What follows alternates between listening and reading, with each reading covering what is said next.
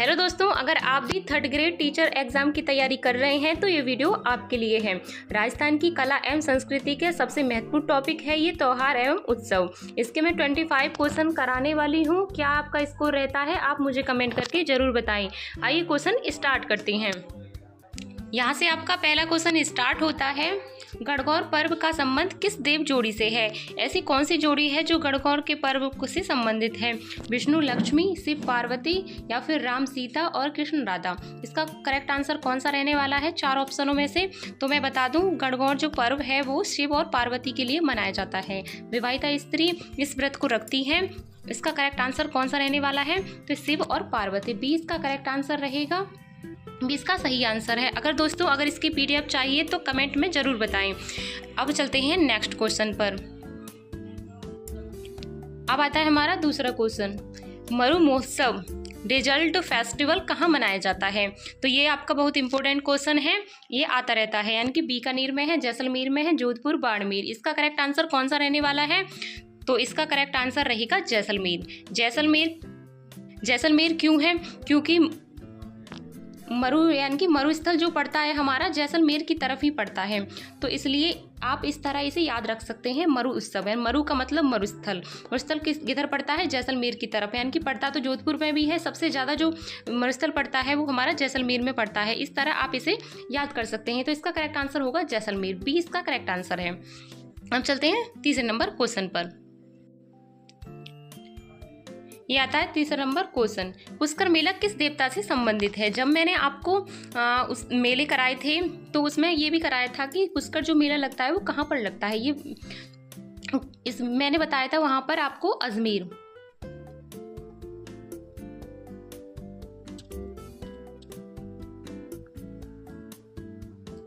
अजमेर यानी पुष्कर मेला जो लगता है आपका अजमेर में लगता है। लेकिन इसमें क्वेश्चन में दिया हुआ है पुष्कर मेला किस देवता से संबंधित है, यानी कि इसमें देवता का नाम बताना है।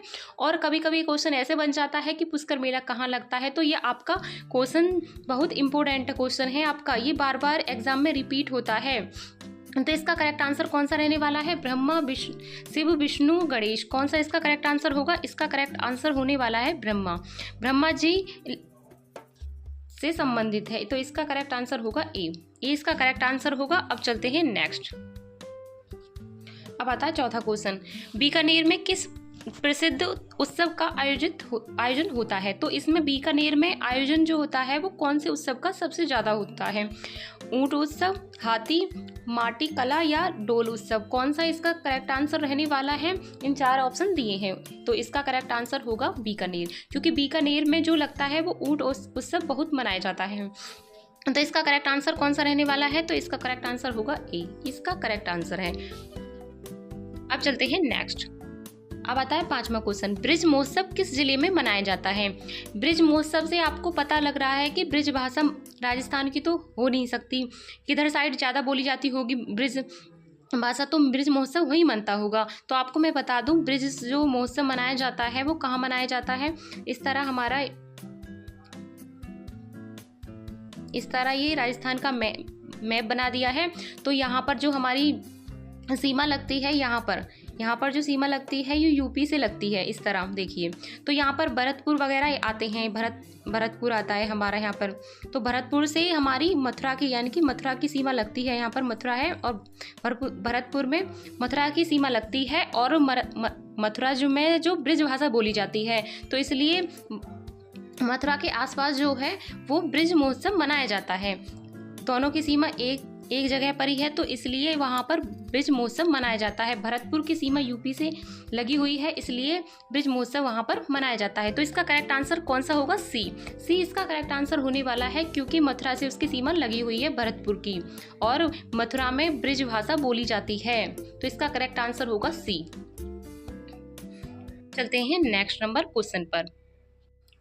छठा क्वेश्चन आता है। राजस्थान में गणगौर विशेष रूप से कौन मनाती है, यानी कि विशेष रूप से कौन मनाते हैं, बच्चे मनाते हैं, पुरुष मनाते हैं या फिर विवाहिता महिलाएं मनाती हैं, किसान मनाते हैं। अभी लास्ट मैंने क्वेश्चन कराया है आपको कि गणगौर जो त्यौहार है वो कब मनाया जाता है, अब बताया था उसमें, और इसमें कौन मनाता है, किसके लिए मनाया जाता है। शिव पार्वती के लिए बताया था कि शिव पार्वती के लिए मनाया जाता है, लेकिन कौन मनाता है तब भी मैंने वहाँ पर एक क्वेश्चन कराया था कि विवाहिता स्त्री यानी शादीशुदा महिलाएं इसे मनाती हैं। और कभी कभी ये पूछ लिया जाता है कि गणगौर जो त्यौहार है वो महोत्सव जो कहाँ मतलब कब मनाया जाता है, कौन सी तिथि में मनाया जाता है। तो अगर मैं बात करूँ कौन सी तिथि में मनाया जाता है तो आपका ये चैत्र शुक्ल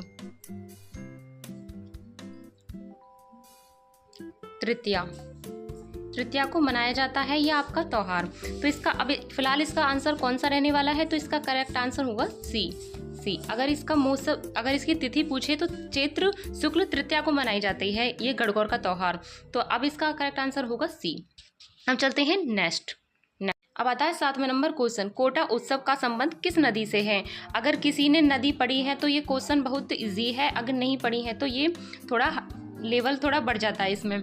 तो मैं सबसे पहले आपको मैप के अनुसार बताना चाहती हूँ कि इस तरह हमारा ये सही नहीं बना। तो इसका जो यहाँ से है ये राजस्थान का मैप है, बना रही हूँ इसमें, देखिए नमूना बना रही हूँ इसमें। इस तरह आपका राजस्थान का मैप है। तो इसने पूछा कोटा, तो आपको पता होगी कि कोटा कहाँ पर पड़ता है। कोटा यहाँ पर पड़ता है,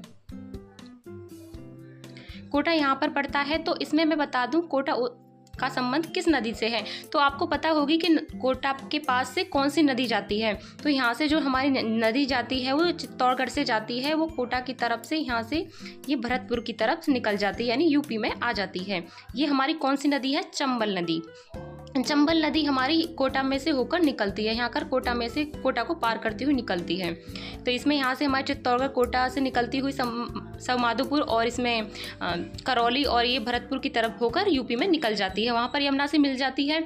तो इसका यहाँ पर कौन सी नदी रहने वाली है, तो इसका करेक्ट आंसर होगा बी, चंबल इसका सही आंसर है, क्योंकि चंबल नदी वहाँ से निकलती है कोटा से। तो कोटा उत्सव भी वहीं मनाया जाता है, तो इसका करेक्ट आंसर होगा बी। अब चलते हैं नेक्स्ट। अब आता है 8वां नंबर क्वेश्चन, हाथी उत्सव कहाँ मनाया जाता है। हाथी जो उत्सव है वो कहाँ पर मनाया जाता है, तो हाथी जो आपको दिखाई देते हैं वो सबसे ज़्यादा जयपुर में दिखाई देते हैं।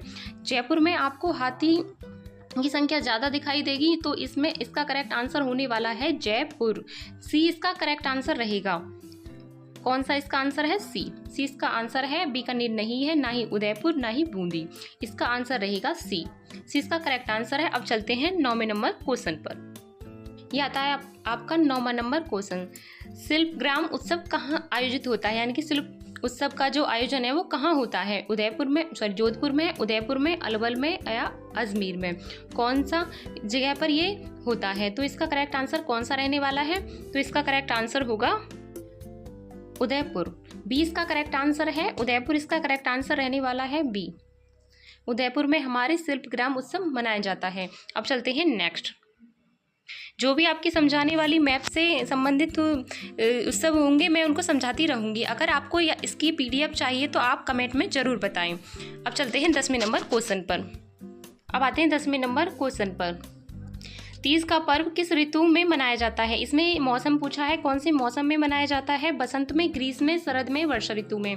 बसंत, ग्रीष्म, शरद, वर्षा, इसमें से कौन सा करेक्ट आंसर रहने वाला है। सबसे पहले तो इस क्वेश्चन को करने के लिए ये पता होना चाहिए कि तीज कौन से तिथि को मनाया जाता है, कब मनाया जाता है। तो तीज आपकी श्रावण में मनाई जाती है, यानी कि सावन की, यानी कि जिसमें हमारा रक्षाबंधन वगैरह आते हैं उस श्रावण में मनाई जाती है। रक्षाबंधन तो हमारे श्रावण पूर्णमासी को मनाए जाते हैं, लेकिन तीज उससे पहले आती है।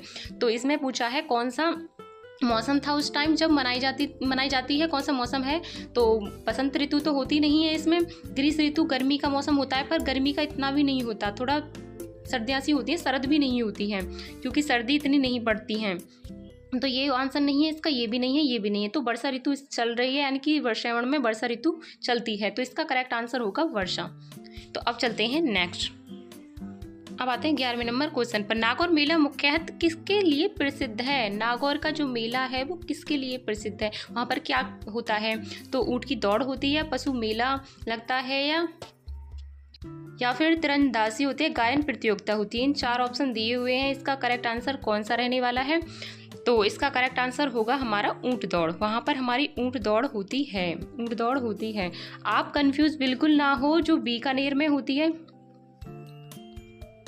बीकानेर में हमारा ऊंट यानी कि ऊंट महोत्सव मनाया जाता है, ऊंट का महोत्सव मनाया जाता है। लेकिन आप ये ना सोचें कि नागौर में भी है, लेकिन नागौर में तो हमारा ऊंट दौड़ होती है, नागौर में ऊंट दौड़ होती है और बीकानेर में ऊंट महोत्सव मनाया जाता है। तो इसमें कंफ्यूज बिल्कुल भी ना हो, अपने डाउट क्लियर कर लें ताकि आप आगे आपकी कोई गलती हो ना पाए।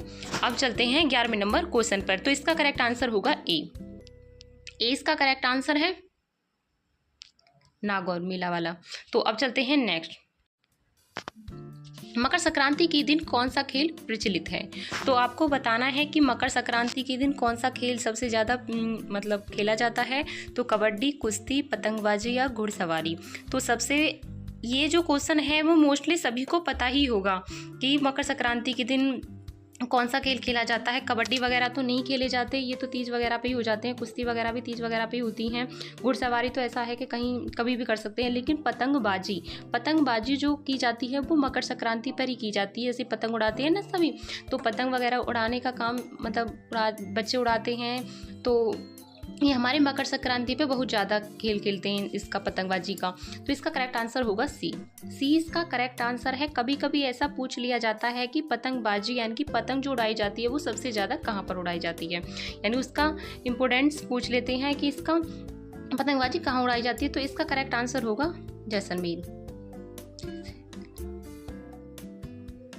जैसलमेर इसका करेक्ट आंसर होने वाला है। तो अब मैं बात करती हूँ, अगर इसका ये पूछे कि पतंगबाजी कहाँ, मतलब पतंग जो उड़ाई जाती है सबसे ज़्यादा कहाँ उड़ाई जाती है, वो जैसलमेर में है। अगर इसका करेक्ट आंसर, फिलहाल इसका करेक्ट आंसर होने वाला है पतंगबाजी। मकर संक्रांति पे पतंग उड़ाई जाती है। तो अब चलते हैं 13वें नंबर क्वेश्चन पर।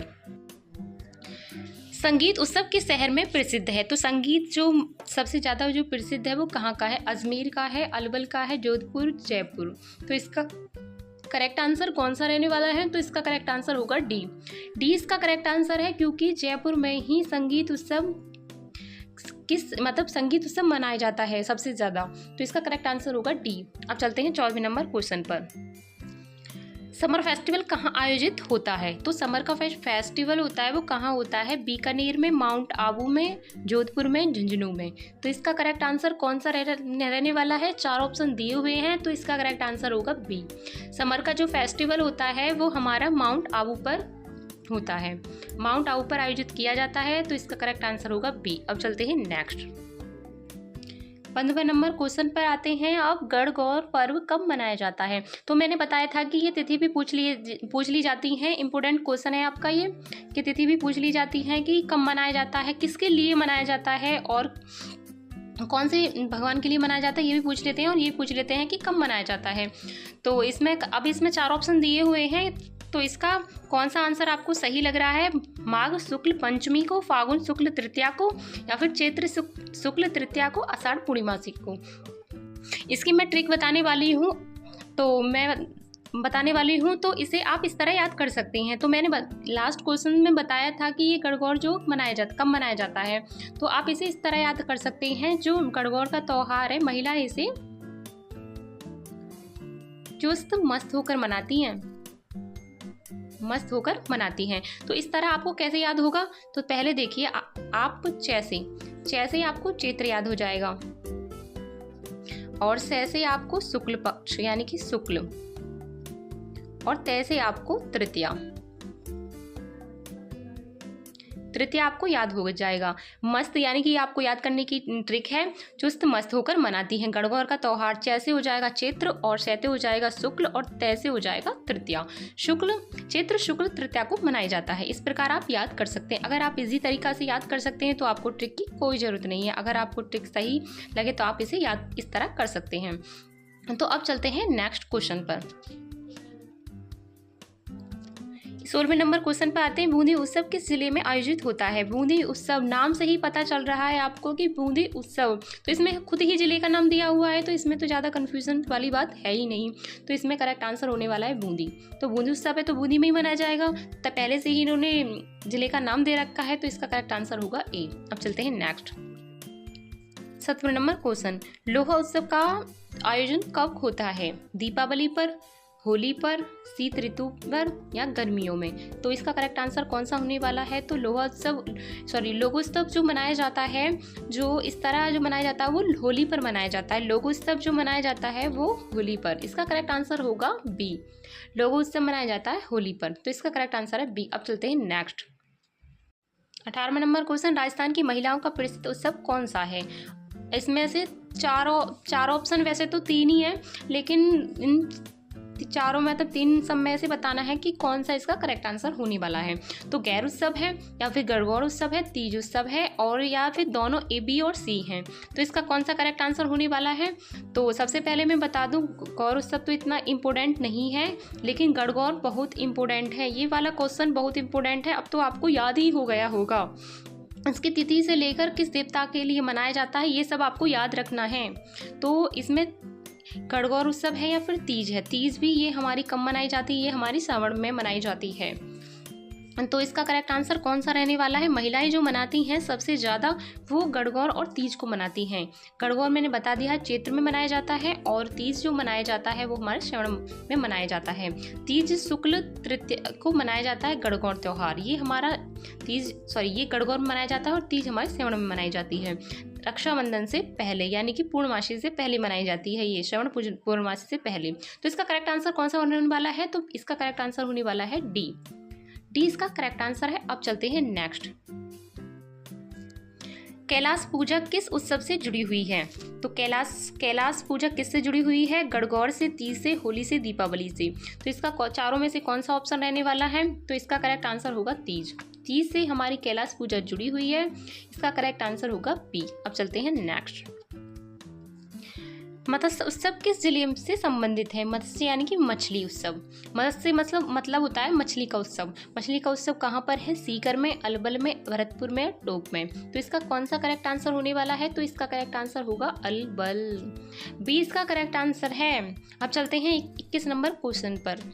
जहाँ भी आपको ट्रिक की जरूरत होगी वहाँ ट्रिक बताती रहूँगी, और जहाँ आपको मैप के अनुसार बताना है वहाँ पर भी आपको मैप के अनुसार बता रही हूँ। अब चलते हैं 21 नंबर क्वेश्चन पर।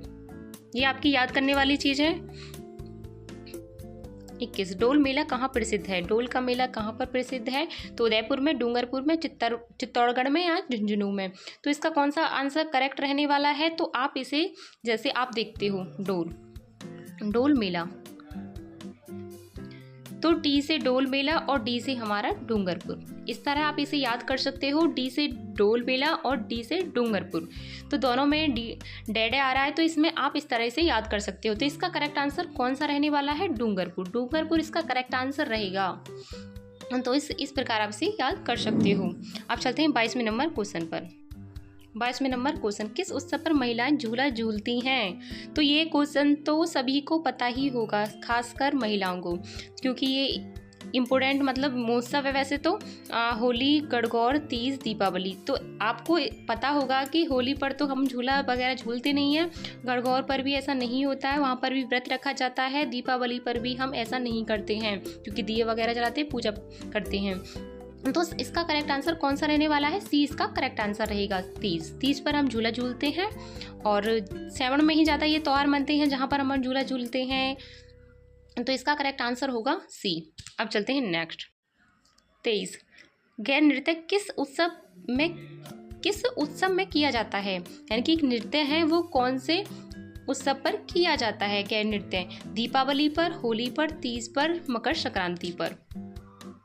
तो इसका करेक्ट आंसर होने वाला है होली। दीपावली पे कोई डांस नहीं होता है, तीज पर झूला झूलते हैं, ये भी नहीं होगा, और मकर संक्रांति पर पतंग वगैरह उड़ाते हैं। तो इसका करेक्ट आंसर होगा बी। अब चलते हैं next, 24 number question, result festival में कौन कौन सी प्रतियोगिताएं होती हैं। ये क्वेश्चन मैंने रिजल्ट फेस्टिवल वाला ये लास्ट क्वेश्चन कराया था। इसमें थोड़ा इसमें चेंज कर दिया है। इसका करेक्ट आंसर इसमें पूछा है कि डेजर्ट फेस्टिवल में कौन कौन सी प्रतियोगिता होती है। ऊंट दौड़ होती है, पगड़ी बांधना, माटी कला, उपयुक्त सभी। तो इसमें सारी ही ऐसी हैं जो डेजर्ट फेस्टिवल में होती हैं। तो इसका करेक्ट आंसर होने वाला है डी। अब चलते हैं 25 नंबर क्वेश्चन पर। 25 नंबर क्वेश्चन, गणगौर यात्रा में किसकी सवारी निकाली जाती है? अब आप बताओ, गणगौर के मैंने कई क्वेश्चन करा दिए हैं आपको, तो इसमें किसकी सवारी निकाली जाती है? देखो इसमें अलग अलग लिखा हुआ है, तो आप एक ही चॉइस में ले सकते हैं। तो शिव और पार्वती अलग अलग दिया हुआ है, ये वाला तो कैसे हो सकता है भला? अगर हम शिव के लिए बोलें तो पार्वती भी आती है उसमें, ये भी नहीं होगा। इस वजह से ये दोनों ऑप्शन नहीं होंगे आपके। कृष्ण राधा से तो कोई संबंध है नहीं इसका गणगौर का, आपको पता ही है। ईश्वर गौरी एक साथ ही दे दिए हैं इन्होंने, तो इसका करेक्ट आंसर होगा सी इसका करेक्ट आंसर है। इसमें से आपको दिखाई जो दे रहा है वो सी वाला, ये सी इसका करेक्ट आंसर है। अगर आपको इन सभी क्वेश्चनों की पीडीएफ चाहिए तो आप मुझे कमेंट में ज़रूर बताएं, और आपका 25 यानी 25 में से आपका क्या स्कोर रहता है ये भी मुझे कमेंट करके ज़रूर बताना। और हर एक टॉपिक वाइज की हर एक चैप्टर यानी कि आपके जो संस्कृति कला से संबंधित जितने भी चैप्टर हैं उन टॉपिक वाइज में क्वेश्चन करा रही हूँ। सभी के आप टेस्ट के रूप में भी ऐसे लगा सकते हैं। अब मिलते हैं नेक्स्ट टॉपिक के साथ और नेक्स्ट वीडियो में। अब तब तक के लिए धन्यवाद।